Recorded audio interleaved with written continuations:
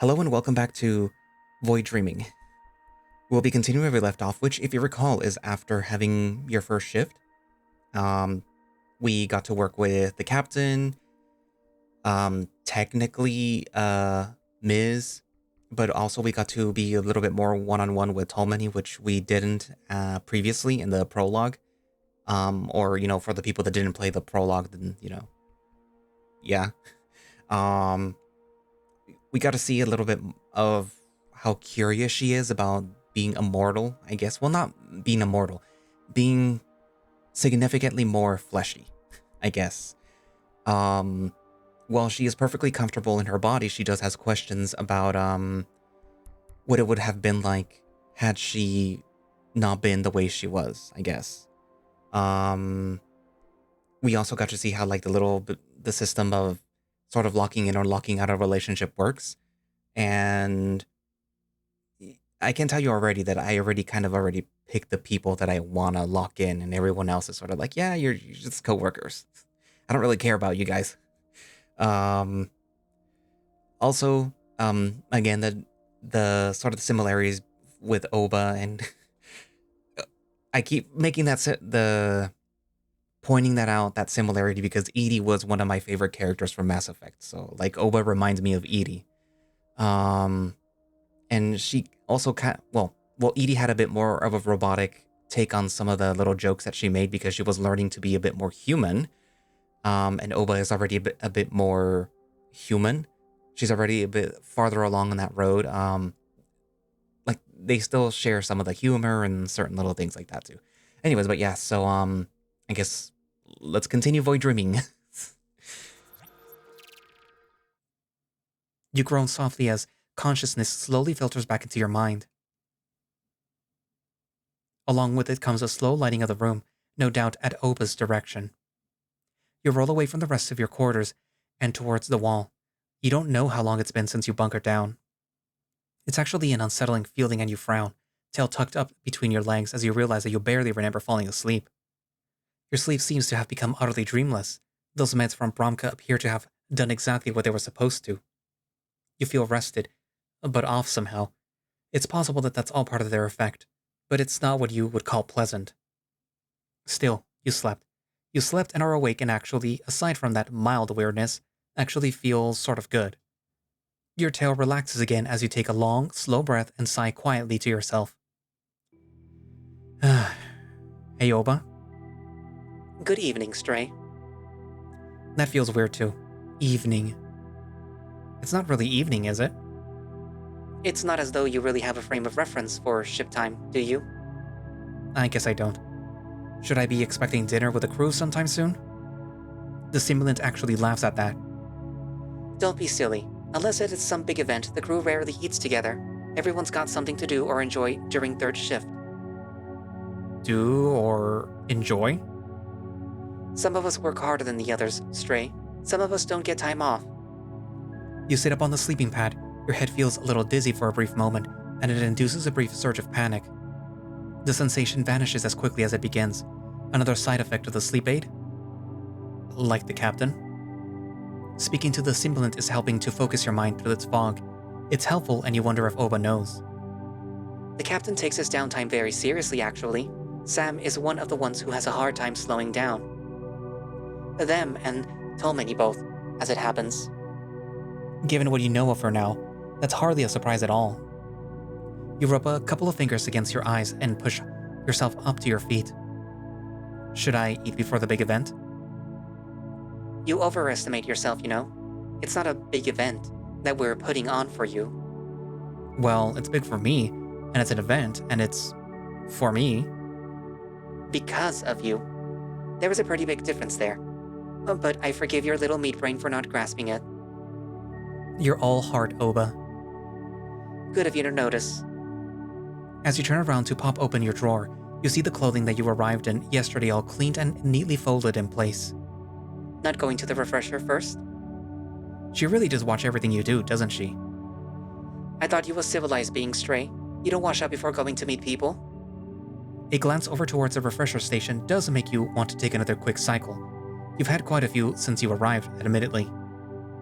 At least one quick one here Should last you the third shift, then all through your work shift right after, probably. Depends on what you get up to, you suppose. Yeah, you're right. It's probably for the best. I thought you'd have figured it out by now that I'm always right. Some of us are slow learners, Oba. Don't I know it? By the time you step into the refresher, you've keyed the quick cycle and the emitters are warming up. You quickly learn the button combinations pretty quickly. As you stand there, buffeted by sonic waves, you turn your attention to the gathering Zuberi's organized. There is a lot to go over. Zuberi covered the major elements of all of it when he picked you up from Yakshi Station. You figured that you might want to hear about some lighter stuff before you dump more recent tragedies on them. Hey Oba? Yes? Did everyone on the ship go through one of these introductions thingies? Oh yes, of course. Damn. The captain is quite fond of the idea that it gives everyone a chance to get together and welcome the new member of the crew. In my estimation, it places undue pressure on them and contributes to his utter inability to hold new crew for more than a tour or two. It's a frank assessment of the situation, but it does make sense.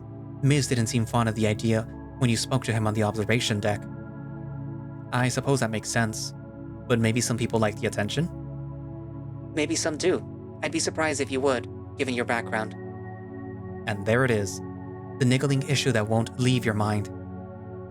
You think that they'll hate me? Do they seem like a particularly hateful group of people to you? I mean, Kalia is aggressive. Kalia is, in the common parlance, a bitch. Damn, Oba really has it in for the vixen. Kalia is, however, the exception to the rule. And I would be remiss not to mention that, as effectively the consciousness of the ship itself, I have seen even her softer side. She has a softer side? A less pointy side, I suppose. Ah. With less exposed firepower. You chuckle as a refresher cycle ends. You step out of the stall and back into the main room of your quarters to dress. Hey Oba, am I expected to wear my uniform just around the ship, or can I wear other things? Other things are fine, Stray. Don't you worry. The uniform is only for when you're on duty. You've already seen Miz's sense of fashion when he doesn't have to wear his uniform, have you? That is a good point. His, albeit barely concealing his otherwise naked body, fills your mind for a moment. Oh yeah, fair enough.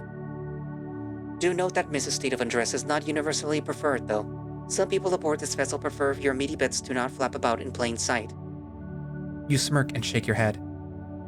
Oba, almost all of my bits are made of meat.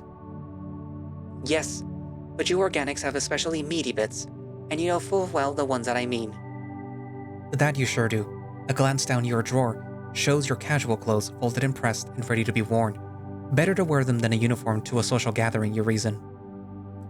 It's almost comforting slipping on your regular clothes, a relief after the uniform. Not that it wasn't comfortable. They just weren't your clothes, and your underwear fits better. You have any idea what I should do? Say? Try to avoid xenophobic slurs. Very helpful. References to the captain's mother and her sexual proclivities will not go over well. Thanks, Oba. Extolling mechanical sapience as a virtue will. I think I'm getting the gist of it, Oba. Thank you. You're welcome, Stray. You straightened up, fully dressed once more, and step in front of the mirror. It's nice seeing yourself in your own clothes, all cleaned up again. A smile touches your face for a moment. You almost forgot the events that led you here. Almost. Okay, Oba. Do you know when and where I'm supposed to be with the others? Commissary, of course. If he wants to get everyone together, it's there or the bridge. And that's only for emergencies. Well, that's good to know. If you're ever summoned to the bridge, something's definitely wrong. As for when, you're the guest of honor. I suppose that you could arrive whenever you please. I think that it'd be less inclined to honor me if I arrive 4 hours late. It's never too late to make a terrible impression. You can do it. I believe in you. You roll your eyes, but can't help but smile on your muzzle. Alright, Oba. Don't wait for me. Oh, Stray, I'm already there, and here, and everywhere. Thanks for the reminder of your disturbing omnipresence. It's the little things that make me special. Now run along. I have laundry. Your door slides open. It's a clear invitation to leave. Stepping out into the corridor again, the door closes behind you. You take a deep breath and hold it as you close your eyes. Okay, Rael, you can do this. You sure about that? You almost jump out of your fur. A decidedly unmasculine yelp escapes your muzzle as you whirl about. It's Sam. They're standing in frame of the door that leads to the room that you were first displaced aboard, too. Their coveralls aren't strapped over their shoulders anymore, and they seem to have set aside their multi-tools. You suppose that this was what passes for a casual state of dress for the engineer. The engineer looks confused by your jarring reaction to their presence. They hold up both paws. You alright? Yeah, I am. Phew. You lift a paw to rub at your chest. Sorry, I didn't see you there. I wasn't ready for that. Oh yeah, I'm a fucking stealthy master of surprise, alright. They step forward, mag boots clanking on the deck as a door slides shut behind them. You know where you're going? Yeah, actually.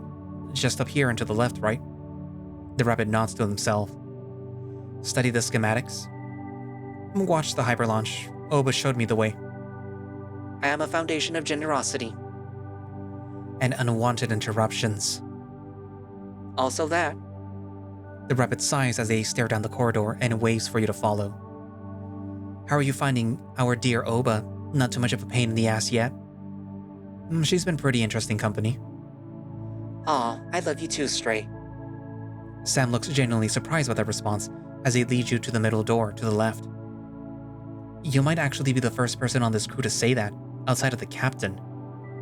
The door hisses open and reveals the short hall leading to the commissary. You can hear the sounds of chatter already from within. You ready to face everyone? Or do you want to hang back a bit? You pause to think. Do you even want to do this? On some level, you really don't want to. Putting yourself in front of the whole crew gives yourself ample opportunity to stick your foot right down your throat. On the other paw, it also gives you the best chance to win them over. Maybe you can dazzle them with some stories of earlier years, from before things went off the rails. And you don't have to tell them everything. As far as you know, only Zuberi and Kalia know everything about what brought you here. You don't have to spill anything more than what you choose to. It's your best option. You need this if you're going to win their trust. It's unpleasant, this feeling of choicelessness, but it's all you've got. Yeah, I guess. Lead on, Sam. They nod and start down the hall. You fall into step behind them and steady your breathing. Whatever happens, this promises, at least, to be interesting. The commissary is abuzz, just like you'd expect. Everyone is there. Bronca stands out immediately. The bear is over by the cooker and the replicator and seems to be quite proficiently working them both. He's changed out of his uniform for a fetching outfit, far more stylish than you might have expected for the bear. Kalia is laying down on a couch. You can see earpieces hooked into place on her head as it bobs to the music only that she can hear, her eyes locked on her reader. By contrast to Bronca's louder style, her white tank top and black shorts look entirely for comfort rather than fashion. Those shorts are, however, definitely short and tight. Miz sits at the table in the center of the room, studying his reader with an impressive intensity. He's back to his abaya again. You're hardly surprised to see this. At least this time, you wonder where he keeps that reader of his. Sam's wandered off to the other side of the table, whereby they pull up a chair and lean back into it with a sigh. You don't want to think about how long they've been up and working. Tolman is sitting on the steps that lead up to the observatory deck. Her eyes are closed, but she is still wearing that same deep blue dress as you've seen her in. She seems to have a cable running from the exposed cybernetics around her left paw into a port on the wall. Obviously the Cybe is processing something. And finally, there is the captain himself. Zubari is off in the corner of the commissary wearing the same outfit that you met him in. He's just watching everyone doing their own thing. He smiles as his eyes fall on you, and he waves you over. There is no getting out of this now. You head on over. Hey, Rael. Did you manage to get any sleep? I did, yeah. Thanks for getting Brom to brew me that sleep aid. Did the trick. He nods as he glances over to Bromka. The bear is humming to himself as he keys in commands on the cooker. I'm glad. I trust that he told you that it's not the sort of thing to expect on the regular? He did. Don't worry. I'm not about to go getting addicted to stims. hovers and drops on your ship. Good, I'm glad. You wouldn't be on my ship long if it wasn't the case. You believe it. How about you? Sleep well? Pretty well. It's always harder when we pick up new crew, new things to worry about, you know? You wince. You suppose you'd been in an especially troubling case for him, given your past. Don't go making that face now. You're fine. Haven't done anything wrong since you set foot on my ship, so far as I know. Anyway, we should probably be talking more about you, shouldn't we? Are you ready to say hello to everyone? Now that you think about it, you've met everyone in the room now. Some you know better than others, of course, but still. Yeah, I suppose so. Sure you can't get Oba to just displace me into the local primary? Sorry, Stray. The photosphere is just out of displacement range. You snap your fingers and heave an exaggerated sigh. Damn. There is a lot of vacuum out there, you know. I know. It's just not the same. Zubari chuckles as he reaches out to place a paw on your shoulder. So, out of the cooker? Onto the hot plate. Lead on, I guess. He pats your shoulder reassuringly as he steps past you. You turn, holding back for a moment as you watch the captain adjust the waistband of his pants and clear his throat. Good evening, everyone. Thank you all for taking the time to be here today. I know you all have things that you'd like to get to. As he speaks, you can see that everyone pays attention. Bronca looks up from the cooker and Tomeni's eyes open as she disconnects from the wall. Both Kalia and Miz shut off their respective devices, and Sam's head tilts up as they watch their captain. Seems Zubari has everyone's attention. As you all know, we picked up a new crew member of the crew when we topped off at the Yakshi. You've all met Rael by now, haven't you? Everyone's eyes turn to you, and there is a quiet murmur as everyone nods and assents. Now, far be it for me to speak for him. I know some of you know some things about him. Some of you have spoken to him yourself, and may have learned some more. But, as it is tradition aboard the Void Dreamer, after a new member's first shift, I like to have everyone here for a little chat, get everyone's eyes on the new guy. And of course, to get his eyes on all of you. That's just as important. More than half of the people glance at Miz. The cheetah is smirking. He knows where your eyes are going, if you're not very careful. You're resolved to, for the moment at least, be very careful. So, I'd like everyone to be respectful and attentive, please. Rael, would you like to begin? You feel like it's your first day at an early years pre-ed facility, called up to introduce yourself in front of your class. You swallow and step forward beside Zubari. Kalia takes a position off to the side out of view. May as well start at the beginning, you suppose. Detail your spacer early years. Oh boy, where to start? I was born on the Lady Istalin, Dad's skip racer. Sam actually starts laughing at that. You were born on a skip racer? That was my reaction too. You chuckle. It's a lot of people's reactions when they hear it. Yeah, Mom popped me out right in the deck. Some of the maneuvers were a bit too much, and hey, here I am, saying hello. What'd your dad fly? A Victress. Before you say it, he modified it hard. He'd had to.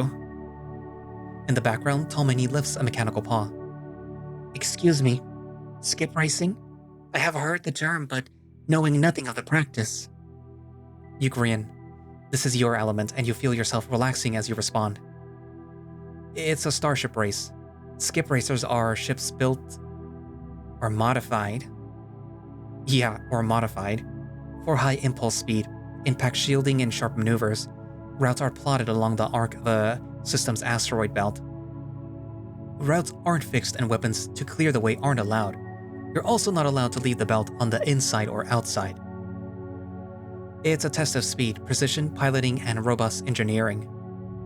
And luck. A lot of luck. The otter nods to herself. It sounds dangerous. You, Zuberi, and Sam all exchange a glance, a smile. Oh, it is, my dear, it is. But I never did any skip racing myself. I helped Dad work on his racer though, until he retired.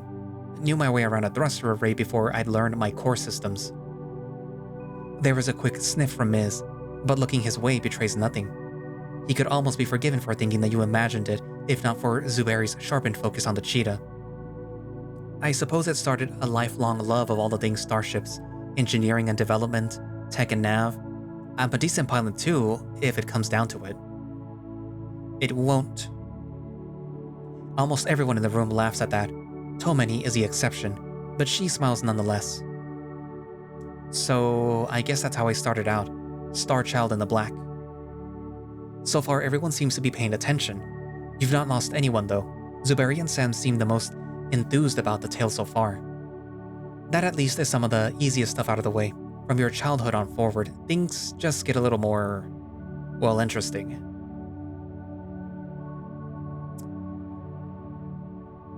I guess I caught the right attention somewhere because I found myself receiving an invitation to the Institute for Galactica Advancement. How? Excuse me? How? How does a cub born at an Outer Rim passenger shuttle? Skip Racer? Whatever. How does he find a message waiting for him from the IGA? My parents. After my father caught me fully disassembling the warp core and then watched me put it back together again without having to be taught how to do it. Well, Mom suggested it. Sent the message to them since the IGA is always looking for fresh, talented new minds. Aren't we cocky? You sigh. Point is, they replied, said that they were eager to meet me, came all the way out to us with a representative from the engineering department to test me. I guess I passed. You must have been so proud. And within a standard week of the evaluation, there I was, standing on the front steps of the Institute headquarters on Averseas. Bromka grins broadly. You see even Tolmany's ears have perked up, and that violent, glowing gaze is locked onto you, with what you can only assume is interest. It takes a lot to get their attention, and even more to actually get in. It was basically the same for me.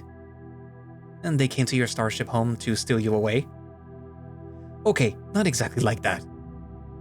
The bear shrugs and grins at you. It helps if you have a respected family with high-profile positions in medical fields. I was groomed from a young age for the IGA, but you brute-forced your way in. Admirable. Well, it's not all that admirable. I didn't have the best of times once I got in there. My heart bleeds for your plight. I would have gladly changed places with you, if given the opportunity. Somehow you can't imagine Ms. sitting still through one of the IGA lectures, or being able to flout their very restrictive uniform standards with his exotic dress. It wasn't all that bad. At first it was amazing. I was in love with it. There were many subjects to choose from and so many things to learn. It was everything. I adored it all. There is a but coming, isn't there? Unfortunately, there is. The rest of the crew is looking at you like they're waiting for you to continue. You find your words catching in your throat as old shame quickens your blood. The IGA only accepts the best, and they only retain those who can make it through the process. It's academically brutal, intellectually torturous. You can see Bromka nodding along, even his perpetually cheerfulness has sombered. My problem was that I loved learning, but I lacked a sense of structure. I had a lot of trouble conforming to the IGA's standards of what it was to keep a place there. How do you mean? Come on, I grew up on a ship, around no particular time structures outside of deadlines to get things done. Work on what you want, when you want, as long as it's all done when it's needed to. Everything the IGA had and did was regimented, fiercely.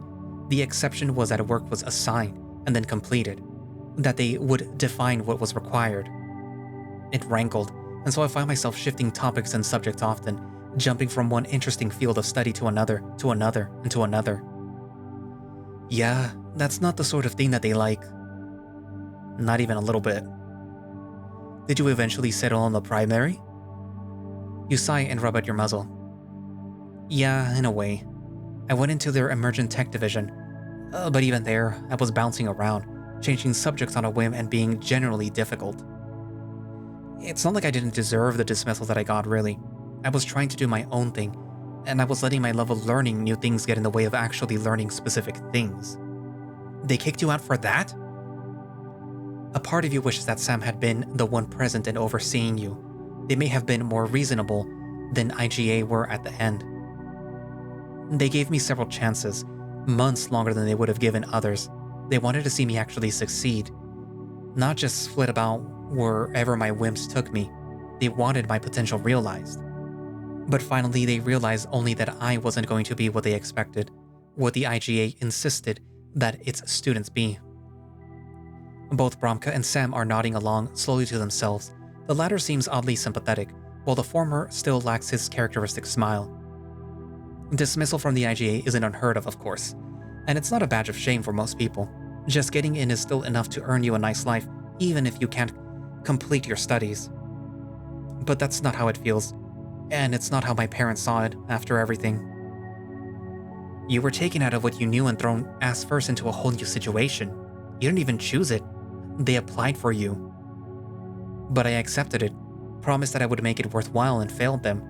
I don't care that I was dismissed from the IGA. I care that I disappointed them.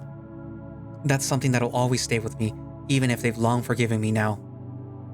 You shake your head, and you look up and around at the crew. So, I couldn't go home, and I couldn't stay on Avery's. I had options, but... well... You shake your head. A glance around shows the whole crew is definitely paying attention.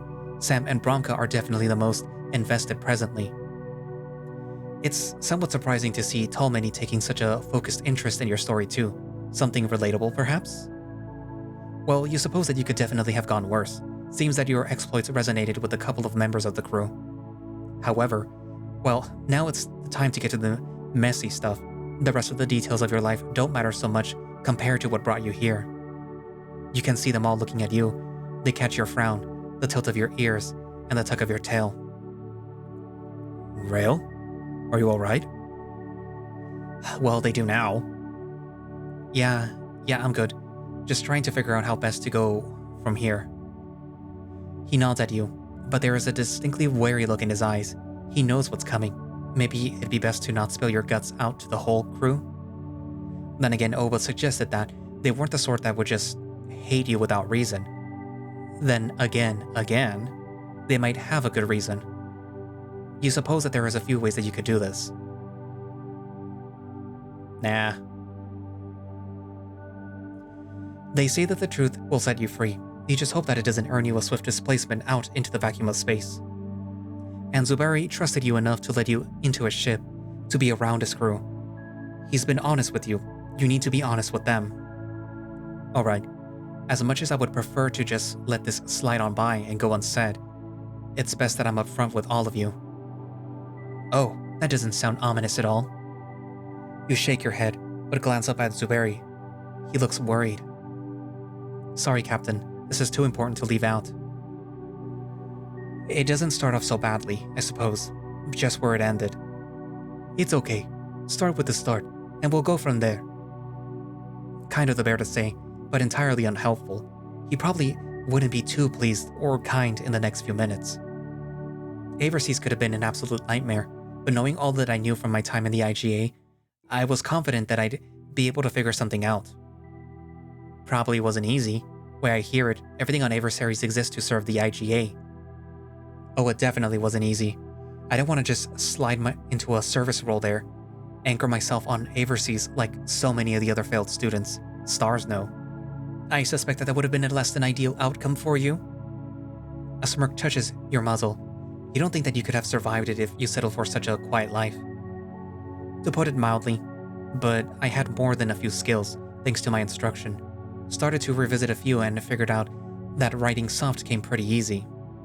And once that I was away from the instructors in rigid structure, well, it just came so much more naturally. I leaned into it and found my talent, passion. Passion for soft writing? It's as close to magic as the galaxy allows. A few arcane words here, the correct rules followed there, applied correctly, and boom, a desired effect. You sigh and rub at the bridge of your muzzle. And for a while it was all going great and I was learning. Taking on new jobs, adjusting that kind of soft that I wrote. Turns out that I could handle almost anything. I did a bit of everything while I was getting started. Would take requests from people, churn out small programs, and disassemble for creds. Probably didn't rank in the creds like you wanted. You'd be surprised. Necessity breeds efficiency, and there's not a system that I couldn't make run smoother with my soft. or that I couldn't tear down if they didn't pay me after. The crew laughs to themselves and your muzzle cracks a smile as well, for a moment, just for a moment. You know the next steps off by heart. You can't not know them. Eventually, I built a team up around myself, took on bigger contracts, did more work. I taught myself and was taught, and we all pulled together with the same passion. Must have been nice. It was. I kinda miss it. What happened? What indeed? A contract crossed my reader. Astrogation request for updated nav soft. I'd only done limited nav work before, so this was an interesting challenge. I wanted it. The rest of the team was tasked to keep going with their jobs, putting cred into our accounts and biomasses in our replicators.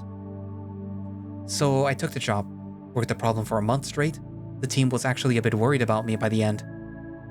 But you finished your project, I presume? I did. Tested it thoroughly over the next few weeks. Every simulation that I could find, it aced. Every AG system accepted it. I might have come in without knowing of what the AG requires, but I learned all of it as quickly as I could to pull this off. Sounds like a good way to make a mistake. His eyes flick to Zaberi. The older wolf's head bows, his tail curls, yours does much the same. You aren't wrong, and unfortunately that's exactly what happened. Or at least, that's the only thing that I can think of what happened. I'm not sure that I like the sound of that. Me neither. Nor should you. You take a deep breath, but Zaberi speaks before you can. You don't need to do this. You blink at the captain. His tone is gentle, but there is no instruction under it. It's sympathetic, but not an order. I absolutely do. I agree. Pardon? What are we agreeing to now then? My soft was installed on another AG ship before this one. It went wrong. You swallow hard against those words as every pair of eyes in the commissary locks onto you. More than a few pairs are suspicious, none are hostile. Not yet anyway. And when you say that it went wrong, it was the Blue Dawn incident. Burning stars! Miz hisses to himself as Bromkin glances his way. And for those of us not in the know, how did you not hear about the Dawn? He killed that ship, his soft. Well, that's one ally lost. So much for any kind of positive relationship with Miz, at least at this rate. There's more to it than that, but yes, essentially. That's not true, Rael. It is, and you know it. She's right. Miz is right. You lace your fingers together and press your palms to your stomach. It takes a moment for you to find words again. Miz's reaction is what you expected. You weren't quite ready for Kalia's calm. She's not angry or accusatory. She's being frank and reasonable. Tolmini in the back is just as quiet as ever. She does look on with a vested interest, however. It's surprising on some level that she is not animated about this. Maybe the Saib just doesn't get animated about anything. It shouldn't have happened. Rather understating things, don't you think? Fucking let him speak, Stars. Of course it shouldn't have happened. What I mean is, what happened to the Dawn shouldn't have been possible. My algorithm works. It accounts for every variable and even extrapolates solutions for unobservable phenomenon that are still predicted by AG models of warp space. I've run it again and again and again, and I can't find a single thing wrong with my code. Not one line. So what? You claim freak stellar phenomenon to be culprit and wash your paws of the whole thing? Your growl comes fast and sharp, and it puts the cheetah back into his chair in an instant. I wouldn't be here if I was washing my paws of the whole thing. Give him a chance to explain, Miz, please. The cheetah nods shakily. Perhaps there was more anger in your snarl than you'd intended. It takes a moment with closed eyes and forced manual breathing to calm yourself again. When you open your eyes, Miz looks somewhat abashed. The captain's plea must have hit home. Thank you. I know it's not easy. Take your time. I'm better to have it out. As you glance back at everyone else, you can see that it's not only Miz who's calmed. Bronca and Sam have lost their suspicious glint in their eyes. I'm here because I don't want it to happen again. I'm here to keep people from danger. And If I'm here observing it, I can see what went wrong. Is this the same code that was present on Blue Dawn's systems? The sound of the otter's voice is all as sudden as it is unfamiliar. You glance at her along with everyone else. It is. Then it is as you say. The code is flawless. Evidently not. On the contrary, Miss. Have you had a chance to peruse the navigational software yourself? The cheetah blinks. I have not had the pleasure, no. Then I respectfully request that you trust my word, if you will not trust that of our guest. Her glowing gaze shifts to meet yours, and she gives you a slow nod. I hope that you are not offended. While I was on shift, I integrated your NavSoft into a selection of simulations of my own design. Due diligence dedicated as much. Not at all. I'm glad you did. She nods again and turns to Zuberi. If this is indeed the same navigational software that was present on the Blue Dawn systems, then I can discern no manner in which Rael could have been responsible for the ship's destruction. Part of you wants to jump on this, to leap at it and to grasp it with both paws. The greater whole knows that you can't do that. That you wouldn't if you could. It can't be anyone else's fault. It need not be a fault of a person. This very vessel has seen corruption of otherwise flawless systems in its past due to factors beyond control. Had I ears, I'm sure that they'd be burning right now. A few people in the commissary groan, but you can't tell from which quarter they come. But the algorithm should have compensated for such potential and guided the Dawn away from that possibility. That's one of the parameters that it checks. Correct. So it failed. Also correct. So we should revert the nav changes right now. Save ourselves a lot of mortal bother down the line, yes? No. Pardon? We won't be rolling back to an earlier nav soft. Bromka and Miz exchange a quick glance. Sam, by contrast, just nods to themselves. May we ask why? It seems like it might be the safest idea. Because nav is the hardest system to write soft for, and Rail soft is incredibly effective and efficient. If you survive it, that is enough, Miz. At that time, the cheetah looks a bit more miffed than anything else. Still, he shouts his muzzle in turn. Tolmany has given the okay on this. She did so well before Rail arrived, and the soft was uploaded to my ship before he even hit Yakshi. He has my confidence. I expect that he has yours as well. You can't ask that of them. Zuberi frowns as he glances your way. You suspect that for as easygoing as the captain is, he's not used to being called out like that in front of the crew. Indeed, no one seems to like you saying that. Kalia specifically pulls back her muzzle to flash you a quick snarl for your insubordination. They've got a right to be worried, to be afraid, to want me off the ship even. Those are natural and justified concerns. You can't expect people to not have them. If I may. I turn once more to the side. Is anyone here apart from Rael and myself versed in navigational software? Silence. Of course there is silence. Eventually, however, Kalia shallowly raises a paw. Versed enough, but not on a professional level. Then with all respect, the answer is no. Kalia frowns, but she nevertheless gives a curt nod in return. There are exactly 2 people qualified on this vessel to pass judgment on the quality of Rael's work. Rael is the first, and he has deemed himself culpable for the loss of the Blue Dawn already. I am the second, and I have come to the conclusion that he is not, and that there is no danger to us from the application of his navigational software. And we trust you, Tolmany, really. This, though, by your own argument, you're both qualified to decide if we're in danger. One of you says yes, and the other one says no. Incorrect. She states this before you can even say anything, but then nods to you. Clearly she knew what you were about to clarify. I feel responsible for what happened to the Dawn. I don't believe that the ship is in danger, nor is anyone aboard her. Why's that? The answer would have changed if it had just been asked a couple of hours ago. Because I've been over it tirelessly since the incident. Because it's weighed on me forever if I can't at least figure out what went wrong. But most because I've seen Tulliman poring over it, doing more with the raw data than any site that I've ever seen. I'm too close and The guilt probably makes me less objective than I should be. She's not got that problem. You watch as Sam leans back in their chair, stroking their chin as they nod. You must have made a decent point. If what went wrong was a freak one-off that couldn't have been predicted, then there's no danger. And if it was, then between Tollyman and I, we could catch any corruption in the code before it endangered the ship or her crew. That's why I put myself on a ship running my soft, not some ego-driven confidence move, but as an insurance against it happening again. Works for me. You recoil at the rabbit's words. Miz does much the same, and even Bromka looks surprised. It does? Sure, why not? I'd quite like to know, myself.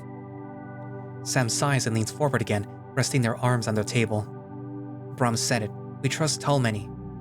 Doesn't matter to me if we don't trust Rael. We've got the best code cleaner that we could have ever asked for on deck.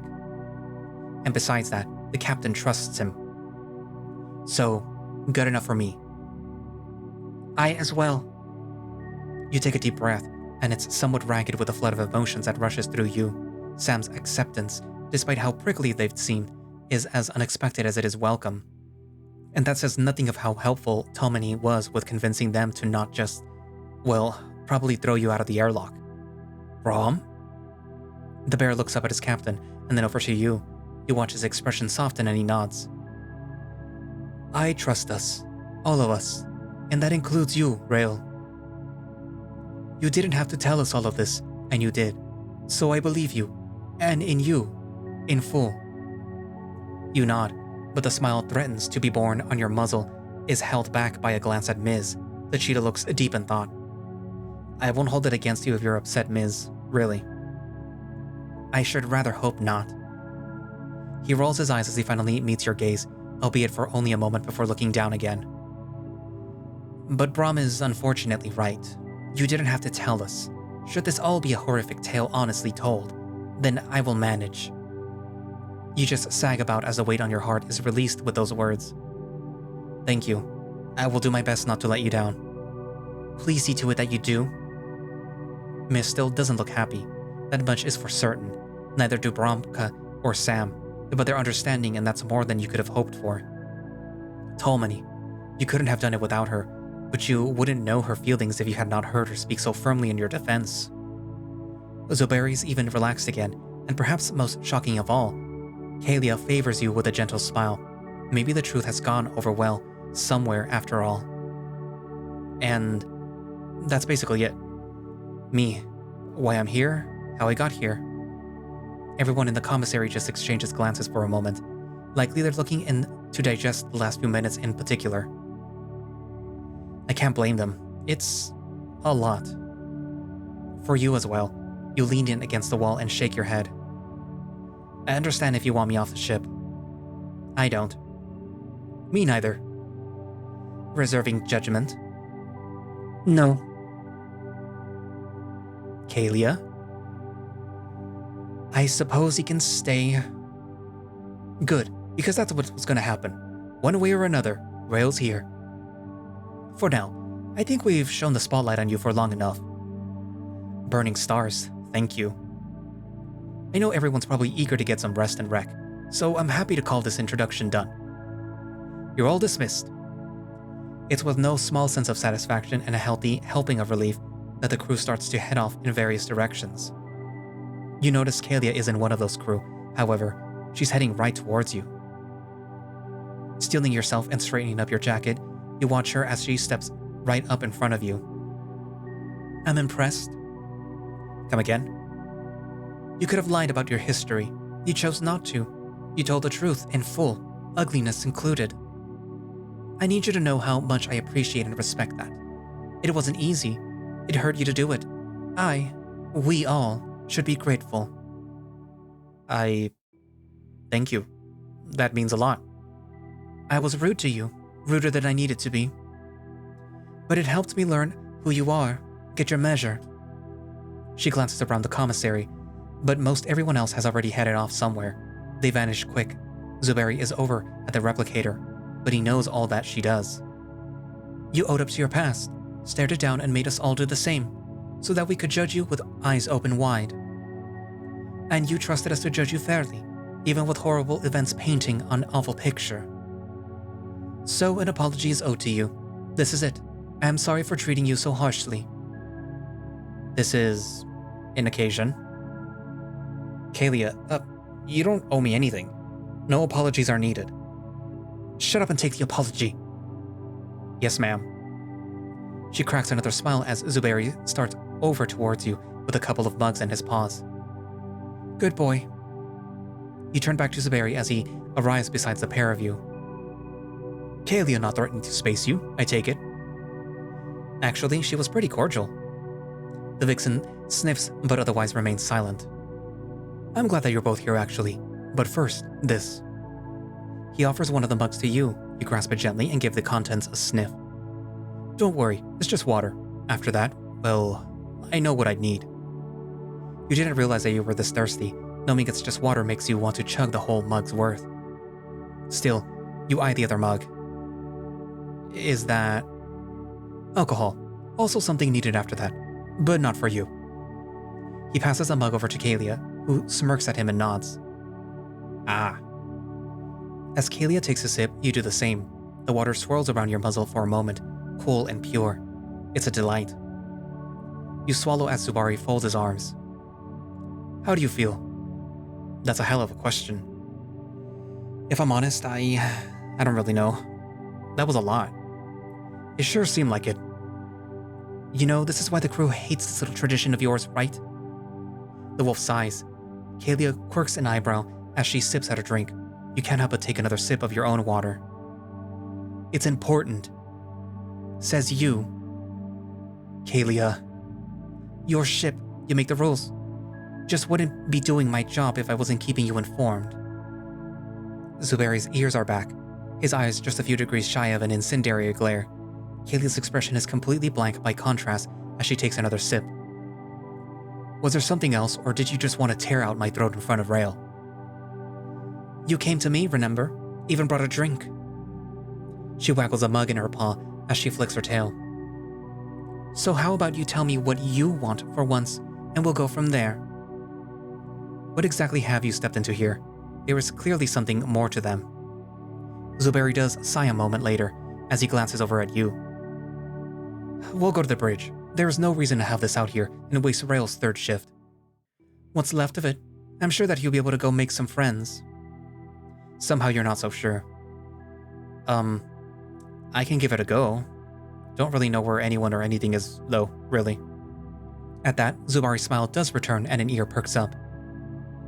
Well, that's an easy enough fix. Who would you like to go find? This has actually gone long enough, and I am very tempted to just go back to sleep. Or to my room. But, I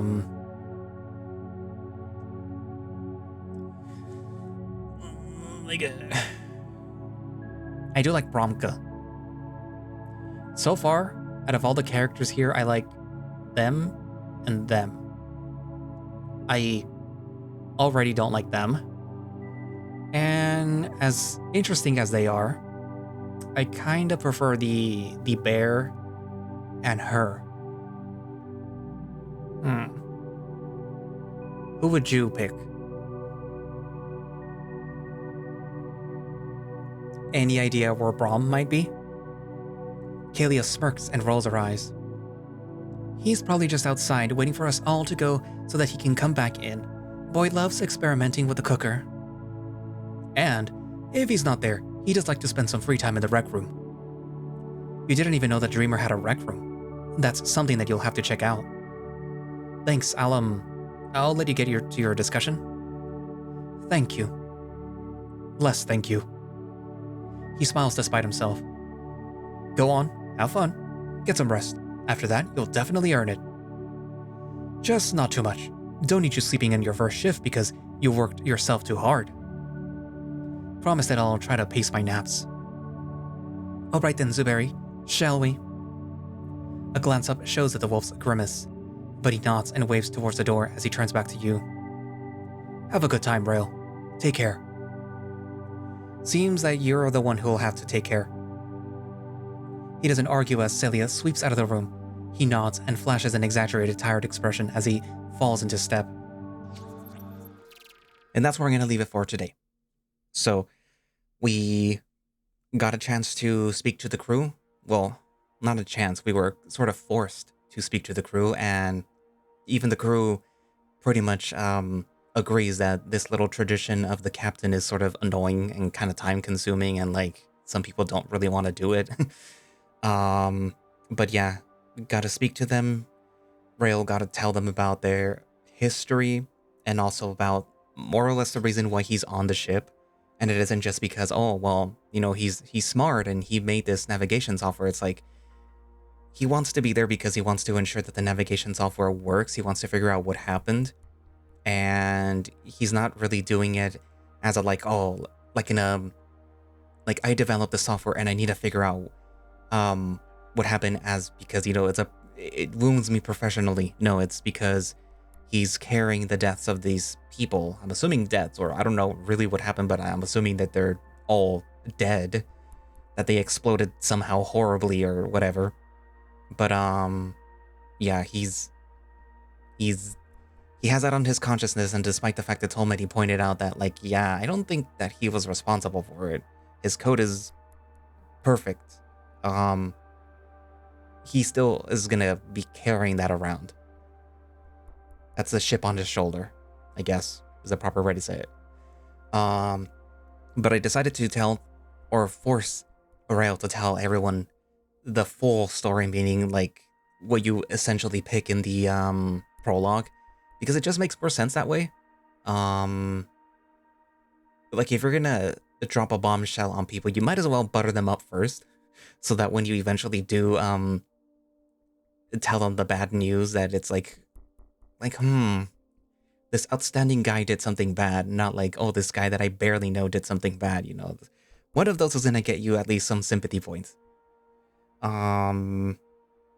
Also interesting to note that Kalia appreciates the fact that you told people the whole truth and you didn't leave out some details or were just really vague about it.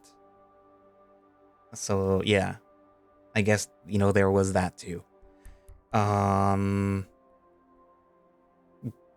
But yeah, I mean, Tolmeni came to your rescue, pointed out to everyone that was, you know, sort of wanting to sort of dogpile on Rael, that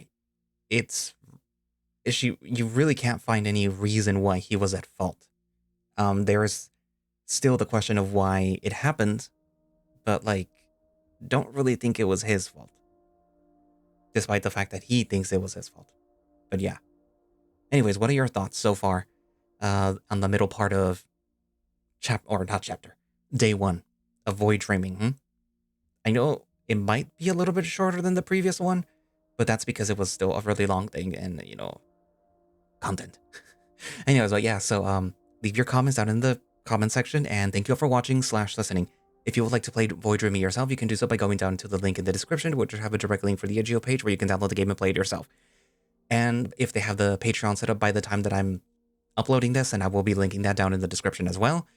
And also, if you want to become a channel member and help support the channel, then, you know, that other link will be down there in case you don't already see it all over YouTube. And Ko-fi, in case you want to support through there instead. Or, you know, Throne, in case you want to, you know, book me, buy for me. But yeah, so all that will be down in the description, and I guess that's it for now, and I will see you guys in the next part. Bye-bye.